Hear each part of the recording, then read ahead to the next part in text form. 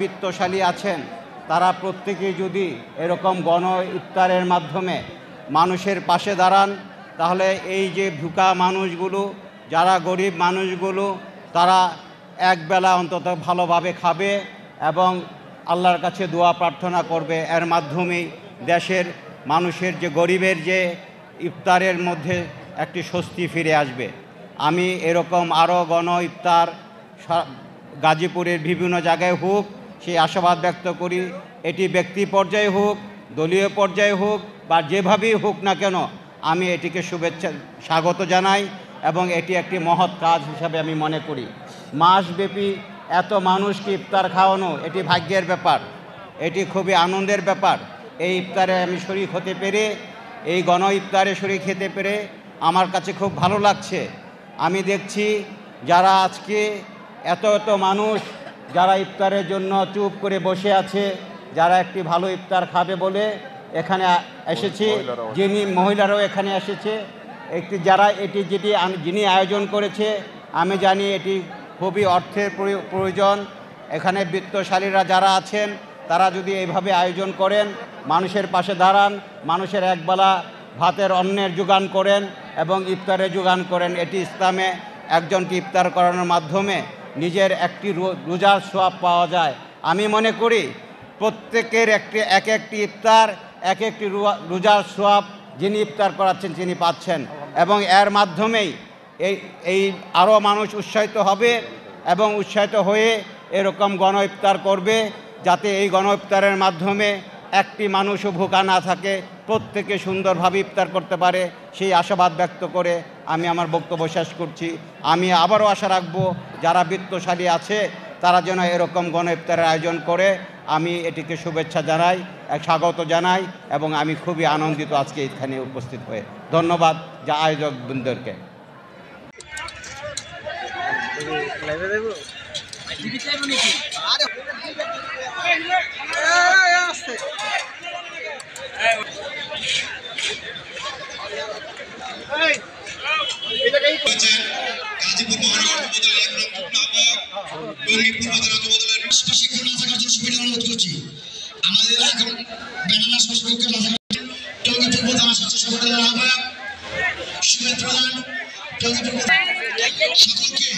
সকলকে সুবিধা অনুরোধ করছি। প্যানেলের বাইরে এই লাইন খারাপ পিনপিনে কিন্তু বসবে, মাঝখানে মনে করো এই লাইন খালি থাকবে, খারাপ পিনপিনে কিন্তু বসবে, এই লাইনটা খালি থাকবে, বন্ধ করার লাইনটা। আমাদের দলীয় নেতৃত্ব আপনাদের দৃষ্টি এই পুরাটা খালি করতে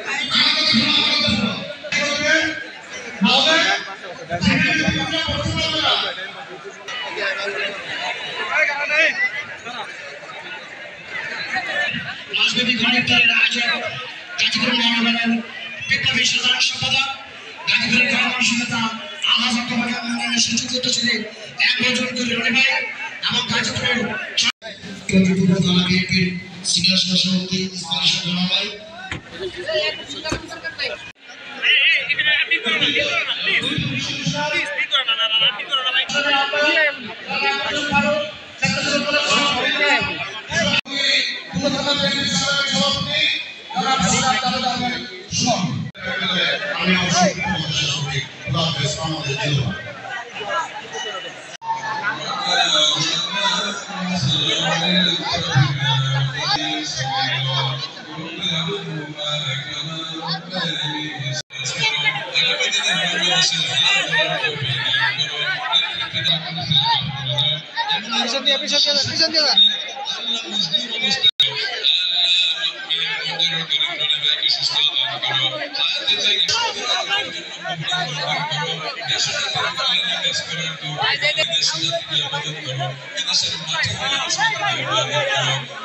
আমরা বিএনপি গণমানুষের দল হিসেবে সবসময় জনগণের সাথে ছিলাম এবং আমাদের মাননীয় ভারপ্রাপ্ত চেয়ারম্যান তারেক রহমান সাহেবের এবার নির্দেশনাই রয়েছে যে মাহে রমজানে আমরা যেন সাধারণ জনগণকে সম্পৃক্ত করে ইফতার আয়োজন করি এবং তারই নির্দেশনায় আমরা গাজীপুর মহানগরের বিভিন্ন পয়েন্টে পর্যায়ক্রমে মাসব্যাপী গণ ইফতারের আয়োজন করেছি।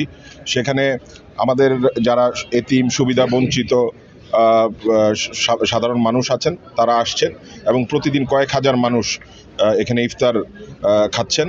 তো এই আয়োজনটা আমরা আশা করি সামনে আরও কিভাবে বড় করা যায়, সেজন্য আমরা সমাজের সবার প্রতি আহ্বান জানিয়েছি। এবং আজকে আপনারা দেখেন যে এখানে আমাদের গাজীপুর সিটি কর্পোরেশনের যে আমাদের পুলিশ কমিশনার সাহেব, উনি আজকে আমাদেরকে উৎসাহ দেওয়ার জন্য এখানে এসেছেন, পরিদর্শন করেছেন।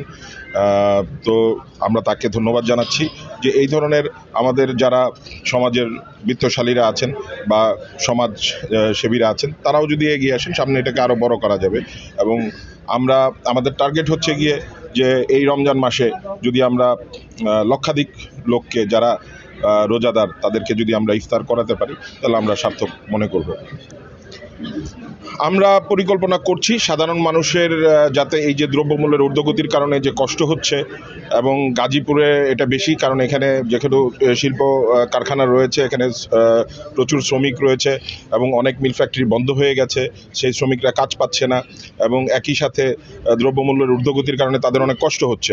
সামনে ঈদ, রমজান যাচ্ছে, তো এইসব বিষয় নিয়ে আমরা আলোচনা করছি, চিন্তা ভাবনা করছি কিভাবে এই যে যেমন আমরা যে কার্যক্রমটা শুরু করেছি গণ ইফতার, এটা কিন্তু আগে গাজীপুরে ছিল না। তো এইটা আমরা আমাদের ভারপ্রাপ্ত চেয়ারম্যান তারেক রহমান সাহেবের নির্দেশে তার পক্ষে আমরা এই জনসাধারণকে সম্পৃক্ত করে কিভাবে মানে তাদের জন্য এই ইফতারের আয়োজনটা করেছি। এভাবে আমরা জনগণের পক্ষে আরও কিভাবে কাজ করা যায় সেটা আমরা দেখব সামনে। দেখেন, আমরা পুলিশ জনগণের সেবা করে থাকি, মানবতার সেবা করে থাকি, শান্তিপ্রিয় জনগণকে শান্তিতে রাখার জন্য কাজ করি। এই যে পথ শিশুর কথা বললেন, এটি একটি মানবতার কাজ। এই কাজটি করার জন্য বিত্তশীলদের আগায় আসতে হয়। আমরা পুলিশ সেটিকে সহযোগিতা করতে পারি। আমরা সাধারণত এই দেশের যারা বিত্তশালী, যারা যে কাজে জনগণের সেবা করতে চায়, আমরা তাদের পাশে থাকতে চাই। আমরা তাদের পাশে থেকে জনগণের সেবাটাকে নিশ্চিত করতে চাই।